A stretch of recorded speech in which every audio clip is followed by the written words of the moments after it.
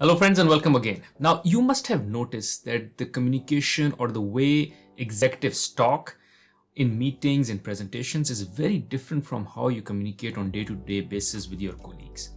So why is that? What kind of language are executives speaking? What kind of communication is that? So in this video, I will talk about how you should go about communicating with the executives so you stand out.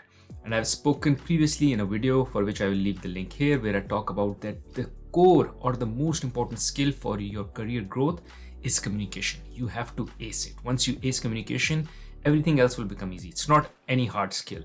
It's the communication skill which is the most important skill. Now, before moving forward, in case you find any value from this video, I have to ask for you. One, press the like button as this keeps me motivated. Second, press the subscribe button along with the bell icon so you get notified as soon as I put a new content on this channel.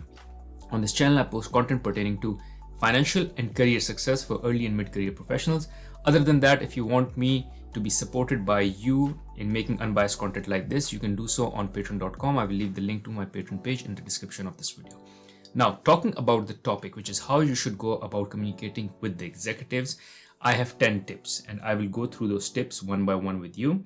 So number one is understanding the audience, because executives may be from different places, different audience. And what I mean by audience is maybe different functions. So there could be a marketing head, there could be a sales head, there could be a finance head. You need to understand who you will be communicating with, who you are going in a meeting with, because all of them may have different agendas.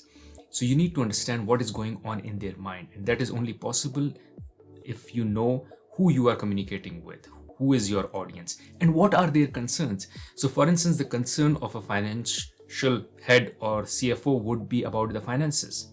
Of course, makes sense. For the marketing, it might be about the budget or the marketing campaign or the effectiveness of the campaign, or are you reaching enough people or not with the campaign.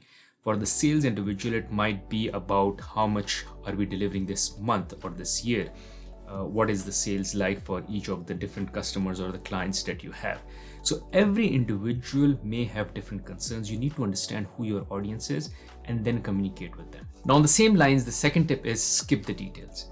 The higher the individual or executive is in the hierarchy, the less details you need to provide them. You need to be very concise with what you want to tell them, and that's it.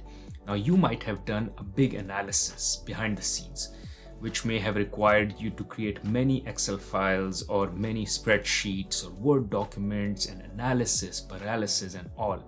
However, when you go to the executive and you communicate with them, and when you tell them about the analysis, you just tell them the outcome, or maybe one or two reasons to believe on the outcome. That's it.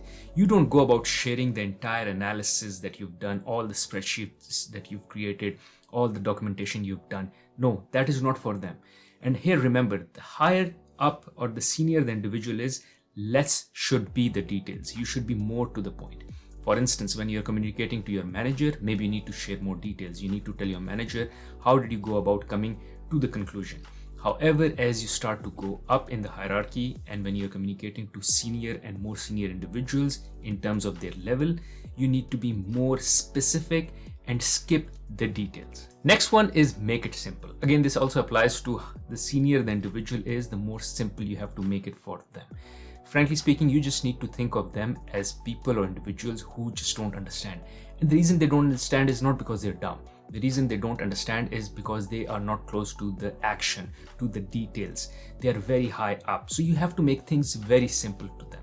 So for instance, you are from engineering or finance or marketing, and there is a complex engineering issue or complex finance issue or complex marketing issue. You can't take that issue to your CEO or CFO or senior general manager and tell them exactly what the issue is. You have to make the issue very simple for them.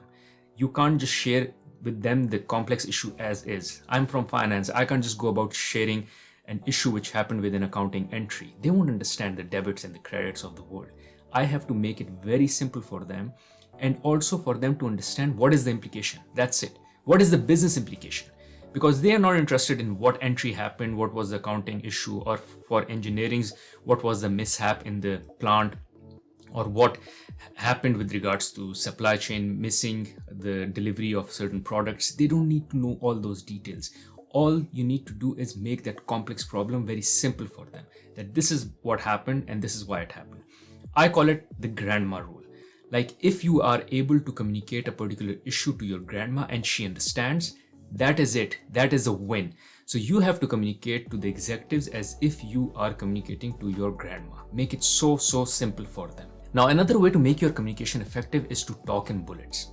This does two things. One, it makes it very simple for anyone who's listening to understand different points that you're talking about. And it brings a structure. Like you take the individual who you are communicating with from one point A to point B, and with a thread, like you're not jumping across the points. You start with the issue, you explain what the issue is, why it happened, where it happened, what is the impact, how do we act on it, how do we solve it, and so on and so forth. So there's a thread of starting with the issue to the solution. Now, if you talk in bullets, you give the individual time to digest, and they are able to understand what are the different things you are bringing on the table, as against just telling a big, large story to them and that's it. You have to talk in bullets. When you talk in bullets, even if you're giving them details, you give them in a way. You have to talk in bullets. When you're talking in bullets, it comes across very simple for them to understand. Again, it goes back to the grandma rule, which is there's a complex problem. One, you have to simplify the problem and make it very simple for them. But second, you also have to communicate in a very simple way.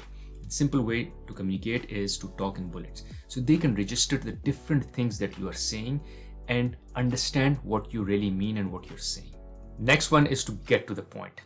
Like, don't beat around the bush. If you want something, if you want to inform on something, just get to the point. Start with what is the objective. Start with the objective of the meeting. Why are you here? What are you presenting? This is what I'm presenting. This is what I want out of this meeting. This is what success looks like. Rather, before you go in the meeting, this should be clear in your head. What is that you want out of the meeting? And then you go in the meeting and call it out. This is why I'm here, and this is what I want out of the meeting. That way you will be able to get to the point, get to the root of the meeting, the issue, or the communication that you are having with them, as against just beating around the bush and not being clear as to what you really want from that meeting. Now imagine if you are upfront with them as to what is the objective of the meeting and then what is that you want out of them, the help that is needed, it would be very easy for them to follow whatever you will be presenting or sharing or communicating with them. So the idea here is when you tell them the objective, what you want out of them, is they are able to follow because they know before even you started talking as to what will be the structure or what are the things that you will talk about or what will be the topic that you will talk about. Now imagine if you start talking without any agenda or objective of the meeting. In that case, when you start speaking or communicating, they are kind of guessing because they don't know where you're headed. But once you tell them where you're headed, it becomes very easy for them to follow because they will just follow your thread. Next, my friend, is to exude confidence. Now, this is a topic in itself for which I will make a separate video. However, it is very important for you to come across as someone who is in control and who is confident. One way of doing it is making sure that you're fully prepared. You know all the details, so you can handle any questions or any direction that the meeting or the communication is taking. It's just that you have the details, you have all the information. Once you're prepared, you've rehearsed what you have to say, you know what you want out of the meeting, that is all you need to be confident. Now, next one on the same lines is that you need to be prepared with any questions that may come your way. And this is only possible if you think yourself as being in the shoes of the executive. So before you come in the meeting, think, if I am that individual who you would be communicating with, who you are presenting with, what are the questions they would be interested in? What are the things they would want to know? What are the questions they would be asking me? Prepare all of that, because typically what happens is we prepare our part of the presentation, meeting, or communication, but we don't think of what other things may come my way or what are the questions that can be asked. So think by being in their shoes as to what kind of questions they would be asking. This is another form of you being prepared and hence coming across as someone who's confident. Next one is focus on the outcome and the solution. This is something I learned day one, or call it month one, at my workplace when I started my career, which is don't come to your manager with problems or just problems. You can come to them with problems, but you have to also share the solutions or a few options. So you come to them, this is what has happened, this is the issue, this is the challenge, and here are a couple of solutions, and here is my preferred solution, and this is why. So come to them with outcomes and solutions. They just want to make a decision. They don't want to think of a solution with you. The solution part should have been done by you. They should be just picking one of the solutions that you have, or maybe reiterate one of the solutions that you've already come up with. They should not be thinking or creating a solution from scratch. This is not their job. So when you come and communicate to them, make sure you think of the solution, the outcome as well. Next one is to be very clear in your ask as to what do you want. Do you want more money? Do you want more resources? It should be very clear to them, because as I said, they are in that meeting or in that communication with you to make a decision. So once you've told them what you want out of the meeting, they are following you in that path and want to know where do you want them to start taking decisions or start making choices. So make sure you're very clear in terms of what do you want from them, or what decision do you want for them to take, so they really understand what choices are they picking and what are the implications of those choices. Last but not the least is to listen very carefully. You will be only able to tackle any questions that come your way if you listen to the questions very carefully. So much so that you can even give some pause after the question has been delivered to you, because you might want to take some time to reflect, digest on it. Now, the pause doesn't have to be for minutes. It could be like a 30-second pause, but listen before you react, before you jump to an answer. You need to understand what they want, where are they coming from, and that is only possible if you have a listening ear. Thank you guys. Hopefully this video was helpful and valuable for you to now become a better communicator, especially when it comes to executive leadership. In case you like the video, I have another video where I talk about how you can stand out in a meeting. You can check it out here. Other than that, I have another video on my channel where I talk about how you can get your next promotion. You can check out that video here. Thank you.